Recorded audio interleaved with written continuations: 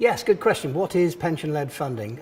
Very simply, it's a process by which business owners can elect to invest some of their accumulated pension funds in their own enterprise, in their own future, rather than electing that same monies in someone else's business.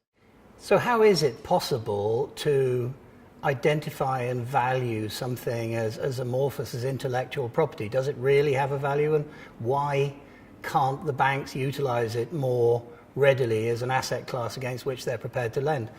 The simple answer to that is that especially in the SME sector, it's an idea normally. It's a dream that the business owner has, an idea, a concept, something that will create value in its use in the business on a day-to-day basis. But in the event of the absolute failure of the business, quite often there won't be a secondary market for that asset. You can't sell the branding of a business that's gone horribly bust, for instance, particularly effectively.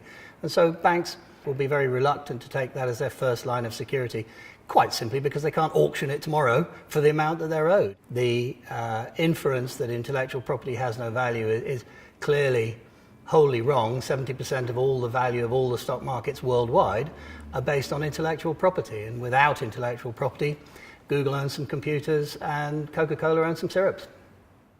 Is an investment in my own business a good idea at this time? If you can honestly say that it's a sensible thing to do, then pension-led funding by definition is a sensible thing to do. If I owe a bank £100,000, for instance, that they can recall at any time and they have a charge on my house, I am absolutely at the mercy of them wishing to continue to lend me that money. That, to me, is extremely high risk.